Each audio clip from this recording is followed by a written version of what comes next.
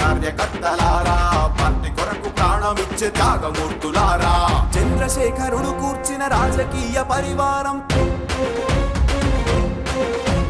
తెలంగాణ రాష్ట్ర సమితి కోటకి ప్రాకారం, ఎదురు దెబ్బలెన్నైనా చెదరని దృఢ సంకల్పం,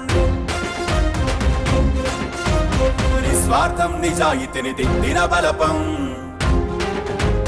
కేసీఆర్ కలల కోట రక్షణ కవచాలు మీరు, రాజకీయ గ్రంథంలో చెరగని వచనాలు మీరట మీరే, ప్రజాస్వామ్య శక్తి పీఠాలు మీరే, మీరే దేశానికి స్ఫూర్తి పాఠాలు. రండి రండి రండి రండి తరలి రండి, పరుగులు తీయండి, ప్రగతి నివేదన సభలో పాలు పంచుకోండి, కదలి రండి తెరాస కార్యకర్తలారా, పార్టీ కొరకు ప్రాణమిచ్చే త్యాగమూర్తులారా.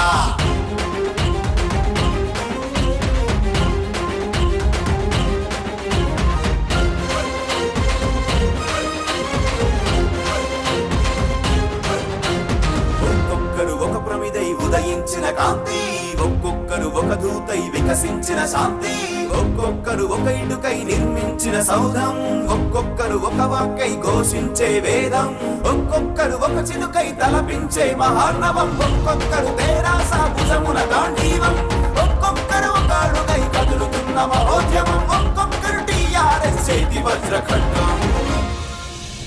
సమరానికి ఆయుధాలు, శాంతికి తెలిపావురాలు, విజయానికి మైలురాళ్ళు కార్యకర్తలు మీరే, మీరే నిజమైన తపస్సులాగా శ్రమిస్తూ కృష్ణా గోదావరి నీడను పీడు భూములకు మళ్ళిస్తూ, పల్లెలకు పునర్జీవమిస్తూ పచ్చదనం పెంచినాడని, వృద్ధులకు వికాసాన్ని తెస్తూ సంక్షేమం పంచినాడని,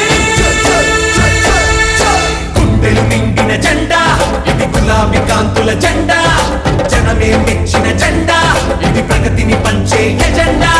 జై తెలంగాణ, జై జై తెలంగాణ, జై తెలంగాణ, జై జై తెలంగాణ.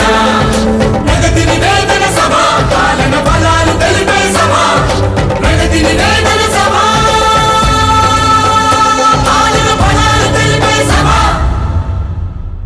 తెలంగాణ ప్రభుత్వం 4.5 ఏళ్లలో ప్రవేశపెట్టిన సంక్షేమ పథకాలను ప్రజలందరికీ వివరించేందుకు హైదరాబాద్లో టీఆర్ఎస్ పార్టీ ఆధ్వర్యంలో భారీ బహిరంగ సభ ప్రగతి నివేదన పేరిట నిర్వహిస్తున్నారు. ఈ యొక్క ప్రగతి నివేదిక సభకు జగిత్యాల నియోజకవర్గం నుంచి ఇన్ఛార్జ్ డాక్టర్ సంజయ్ కుమార్ గారు భారీ ఎత్తున కార్యకర్తలను అటు జనాన్ని తరలించేందుకు సన్నాహితం చేశారు. ఇప్పుడు నియోజకవర్గ ఇన్ఛార్జ్ డాక్టర్ సంజయ్ కుమార్ మన వెంట ఉన్నారు.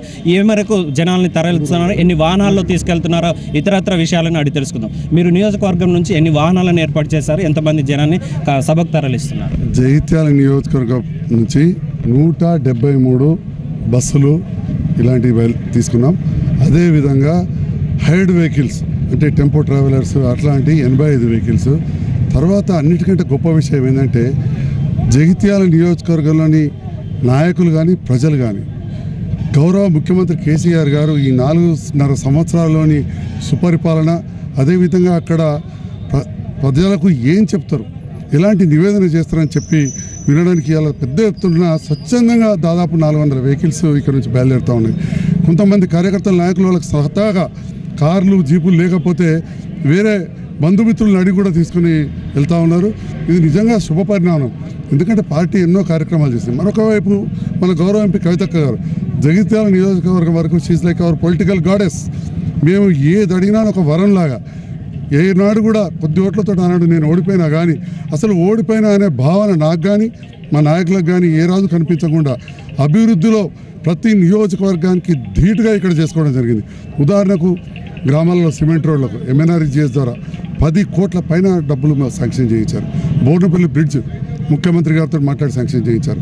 రోలవాగ్ ప్రాజెక్టు మంత్రులతో మాట్లాడి శాంక్షన్ చేయించారు.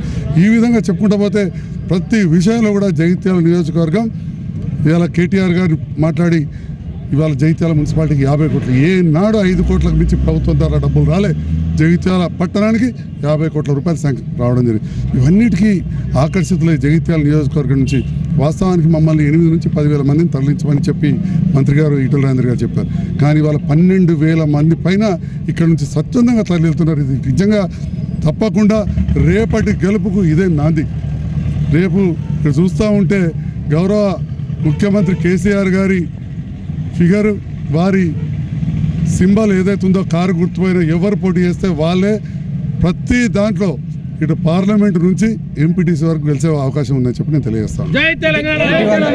ఇటీవల కాలంలో 10 రోజులుగా అన్ని కుల సంఘాలు మరియు ఇతర వర్గాలకు కూడా భారీ ఎత్తున నిధులు కేటాయించారు. అన్ని కుల సంఘాలలో మీ యొక్క పార్టీపై ఎలాంటి అభిప్రాయం ఉంది? మీ నియోజకవర్గంలో మీ మీద ఎలాంటి అభిప్రాయాలు, ఆనందోత్సవాలు ఉన్నాయి? కుల సంఘాలకు డబ్బులు అనేది కొంతవరకు వాటి భవనాల కోసం ఇవ్వడం జరిగింది, అది పెద్ద విషయం కాదు. గతంలో కూడా అసెంబ్లీ అభివృద్ధి భాగంగా ఎమ్మెల్యే గారికి నిధులు ఇవ్వడం, వారు కూడా కుల సంఘాలకు ఇచ్చారు. ఇప్పుడు కొంత నాకు స్పెషల్ కోటాగా కూడా ఈరోజు ఇవ్వడం జరిగింది. కానీ ఈ భవన నిధులనే కాకుండా ప్రతి కులాన్ని ఏదో విధంగా ఆదుకునే విధంగా సంక్షేమ పథకాలు ముందటికి వచ్చినాయి, అది అన్నిటికంటే ముఖ్యమైన విషయం. అదేవిధంగా అభివృద్ధి, ఇవాళ పట్టణం చూస్తే మనమే చెప్పాం, దాదాపు 50 కోట్ల రూపాయలు శాంక్షన్ అయింది. ఇక్కడ ఎన్నడూ లైబ్రరీ లేదు, ఒక లైబ్రరీ బిల్డింగ్కు టెండర్ అయింది, ఒక టౌన్ హాల్ లేదు, దానికి టెండర్ అయింది. ఎన్నో రోడ్స్ బాగాలేవు, పార్కులు లేవు. ఇవాళ జిల్లా కేంద్రం అయింది ఇది. దానివల్ల ప్రజలకు ఎంతో సుపరిపాలన అంతా ఉంది, ప్రజల వద్దకు పాలన వచ్చేసింది. ఇవన్నిటికి కూడా ఎక్కువ ఆకర్షితులై ముందటికి రావడం జరుగుతుంది. కుల సంఘాలకు భవనాలకు నిధులు అనేది చాలా గొప్ప దృష్టితో ఆలోచించారు. ఎందుకంటే కుల సంఘాల భవనాలు అనేటి వాటికి ప్రతి గ్రామంలో చిన్న చిన్న వాళ్ళు ఉంటారు. వాళ్ళు ఇంట్లో పుట్టినదినం కానీ, పురుడు కానీ, చిన్న పెళ్లి కానీ, లేకపోతే ఏమైనా అశుభ కార్యమైనా కానీ, ఎవరైనా చనిపోతే కొనకల వాళ్ళ శవం పెట్టుకోవడానికి స్థలం ఉండదు. అటువంటి అప్పుడు కూడా అక్కడ పెట్టుకుని ఉండొచ్చు, లేకపోతే ఇల్లు ఇడిచి పెడితే ఉండొచ్చు. ఈ రకంగా అన్నిటికీ కూడా ఈ కుల సంఘ భవనాలు పనికొస్తాయని చెప్పి కొంత కుల సంఘ భవనాలకు కూడా డబ్బులు రిలీజ్ చేయడం జరిగింది. Thank you. ప్రగతి నివేదన సభకు జగిత్యాల నియోజకవర్గం నుంచి దాదాపు 300 వాహనాల్లో భారీ సంఖ్యలో జనాన్ని తరలిస్తున్నట్లు ఇప్పటివరకు మనకు సంజయ్ కుమార్ గారు చెప్పారు. అదేవిధంగా రాబోయే కాలంలో కూడా టీఆర్ఎస్ పార్టీకి ప్రతి కార్యకర్త స్వచ్ఛందంగా ముందుకొచ్చేసి తన వెంట ఉంటారని కూడా తెలియజేశారు. ఈ విధంగా చూసుకున్నట్లయితే ఈ జగిత్యాల నియోజకవర్గంలో దాదాపుగా ఇప్పుడే ఇక్కడ నుంచి వాహనాలన్నీ బయలుదేరాయని చెప్పుకోవచ్చు. కెమెరామెన్ నరేష్తో హరి, జగిత్యాల న్యూస్.